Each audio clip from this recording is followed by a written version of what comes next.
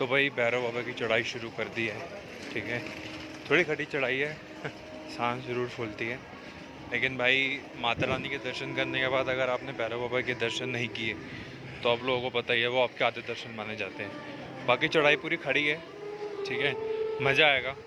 धीरे धीरे चढ़ेंगे, रास्ता आधे घंटे का है, लेकिन अगर आप धीरे धीरे करके चढ़ोगे तो आप पहुंच जाओगे 45 मिनट में। तो जय भैरव बाबा की। जब आप चढ़ाई शुरू करते हो भैरव बाबा की, मतलब बेसिकली नीचे कटरा से भी, तो आपको घोड़े खड़े हुए मिलेंगे इधर। तो इनसे आप अपना रेट वगैरह फिक्स करिए कितने लोग हैं, उस हिसाब से आप ये भी मतलब यूटिलाइज कर सकते। अब वो तो भाई सीढ़ियाँ एक ईजी वे ऊपर चढ़ने का, लेकिन ये खून सुखा देती है, बंदे की सांस ऐसे फूल जाती है ना, क्या है बताओ। लेकिन इससे आप जल्दी पहुंच जाते हो, लेकिन सुबह का टाइम है, आराम से बंदा जाता है। मेरी तो सांस फूल गई है भाई, देख सकते हो, मेरे को स्वेटिंग भी हो रही है। बस थोड़ा ही रह गया मेरे ख्याल से 10 से 12 मिनट का रास्ता और रह गया। सीढ़ी जो है ना, मैं नीचे से चढ़ता हुआ आ रहा हूँ उधर से, फिर इसके जस्ट नीचे से, तो अब यहाँ पहुँच गया हूँ। तो 10 से 12 मिनट का रास्ता है और मेरे से बोला नहीं जा रहा है, लेकिन कटरा से चढ़ाई स्टार्ट करी थी ना जब मैंने, तो जब इसमें मैंने सीढ़ियाँ चढ़ना स्टार्ट कर दी थी, तो वो एक आदत सी बन गई। और मैं तो पहले भी काफ़ी बार आ चुका हूँ वैष्णो देवी, मैंने आपको अपनी प्रीवियस व्लॉग में बता रखा है। तो चलो चलते हैं ऊपर। अब थोड़ा सा ही रह गया भाई बस। इसलिए जब भी चढ़ो ना तो धीरे धीरे चढ़ो, भागना नहीं है, एकदम धीरे धीरे, क्योंकि ये सीढ़ियाँ जो है ना भाई, यहाँ पर खून सुखा देंगी और सांस फूल जाती हैं। ये भाई लास्ट सीढ़ी है भैरव बाबा की 262। इसके बाद सीधा भैरव बाबा का मंदिर, सीधा ऊपर पहुँचेंगे।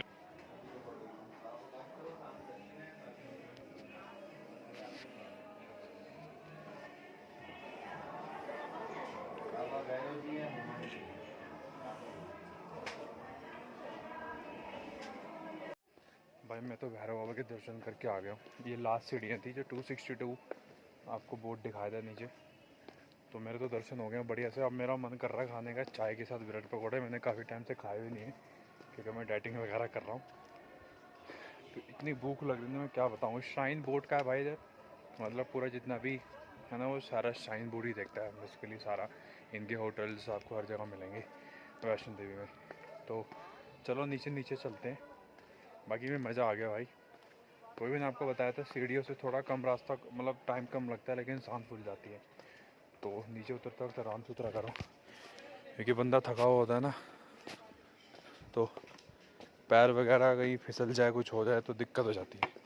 तो इसलिए आराम आराम से चढ़ो और आराम आराम से जाओ। भाई वैष्णो देवी में आपको एक अपना सजेशन देता हूँ, सर्दियों में आने का मज़ा है, क्योंकि सर्दियों में यहाँ पे भीड़ कम रहती है और दिसंबर के महीने में यहाँ पे बर्फ़ भी पड़ती है। तो और जनवरी आते आते क्या होता है कि बच्चों के अपना ये स्कूल और सारी पेपर स्टार्ट हो जाते हैं, तो जब भीड़ और कम हो जाती है। ज़्यादा भीड़ रहती है आपकी नवरात्रों में, अति भीड़ रहती है भाई, मतलब जिसको बोलते हैं क्राउडेड एरिया। तो अगर जिसको कभी वैष्णो देवी आना भी है, जो मतलब पहले कभी नहीं आया है, जिसका फर्स्ट टाइम है, वो उसको मैं ये सजेस्ट करूँगा भाई कि अपना विंटर्स पे आओ। स्पेशली अभी जो नवंबर दिसंबर जैन फेब तक के महीने में आपको इतना क्राउड नहीं मिलेगा। मैं भवन पे होके आया था, माता रानी के दर्शन करके आया था, वो पूरा खाली था। और इससे पहले जब मैं आया था, आपने मेरी प्रीवियस व्लॉग देखी होगी, उसमें तो बहुत ही ज़्यादा भीड़ थी यार, सीरियसली। मतलब वो पिछली बार जो मैंने व्लॉग डाली थी, पिछली बार जब मैं वैष्णो देवी आया था, तो वो भी नवरात्रों के आसपास का ही था, मतलब कुछ 1-2 महीने के बीच में ही नवरात्रे आने वाले थे। भाई बहुत मज़ा आ गया। अब नीचे चलते हैं। जैसे मैंने आपको बताया था, नीचे जाके मैं पहले तो पीऊँगा चाय, क्योंकि मेरे को लग रही है बहुत ज़्यादा ठंड। तो भाई मैंने एक चीज़ गलत चीज़ क्या करी थी, मैं आपको बता देता हूँ। मैं जब घर से निकला था, बेसिकली जब नानी के घर से निकला था मैं, तो मैंने अंदर बस एक टी शर्ट पहनी थी, जो आप देख सकते हो, और ऊपर पहन लिया था मैंने ट्रैक सूट। नानी ने बोला था कि बेटा पहन ले, लेकिन मेरी आवाबाजी, मैंने कहा नहीं मेरे को नहीं पहननी। लेकिन भाई अब मेरे को ऊपर आके पता चल रहा है, अच्छा गया मैं अपने साथ हुडी लेके आ गया।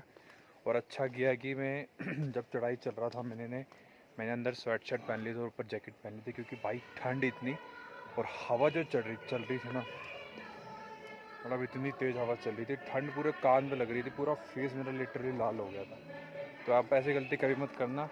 अगर हो सके तो अपने साथ कैप एक कैरी कर लेना, वो आपके लिए सही रहेगी। तो बस थोड़ी सी सीढ़ियाँ रह गई हैं। 2 ब्रेड पकौड़े, जी। उसमें कितने 4 पीस आएंगे, 2 आएंगे? एक प्लेट आता है, उसमें 2 पीस रहते हैं। हाँ तो आप एक ही कर दोगे। एक प्लेट। हाँ और चाय साथ में। चाय। हाँ ठीक है। और पेमेंट तो लास्ट में होगी ना? पेमेंट आप बाद में कर देंगे। तो भाई ये देख लो, मैंने तो ऑर्डर करे हैं अपना दो। अब आप ये मैं आपको चीज़ बता दूँ, यहाँ पे हम ना कई बार कंफ्यूज हो जाते हैं। हम क्या करते हैं, हम 2 ब्रेड पकौड़े ऑर्डर कर देते हैं। अब सिंगल बंदा अगर दर्शन करने आ रहा है ना, तो वो 2 ब्रेड पकौड़े नहीं खा सकता। क्यों? क्योंकि 2 ब्रेड पकौड़े मतलब 4 पीसेस, एक ब्रेड पकौड़ा मतलब 2 पीसेस। तो ये चीज़ आप ध्यान में रख लेना जब भी आप ब्रेड पकौड़ा ऑर्डर करो। अगर आप देखो आपके ऊपर है, अगर आप 4 खा सकते हो 4 पीस तो आप अकेले खा लो, लेकिन मैंने एक ब्रेड पकौड़ा ऑर्डर किया मतलब 2 पीस। और इनके पीस भी अच्छे, मतलब ज़्यादा बड़े नहीं होते, पर नॉर्मल होते हैं, बंदा खा सकता है अकेले। और बाकी इनकी मेन्यू लिस्ट है भाई, देख लो, ये आपको मिलेगा। बाकी पूरा साफ़ सुथरा है, ठीक है, यहाँ पे कोई ऐसा दिक्कत नहीं है, पूरा साफ़ सुथरा है। अच्छा, आप अगर आपने मेरी व्लॉग देखी होगी तो पता है आपको जगह कौन सी है। ये जगह वही है जहाँ पे मैं पिछली बार आया था ना, तो यहीं बैठा था मैं, इस तरह बैठे थे हम, इस तरह। ये आ गया अपना ये देखो, जैसे मैंने आपको बताया था, एक ब्रेड पकौड़ा, एक मतलब 2 पीसेस। अब ये है चाय। तो भाई मेरे को तो लग रही है भूख, ब्रेड पकौड़ा देख के तो और भूख बढ़ गई है, तो खाते हैं। मिलता हूँ मैं आपको बाद में।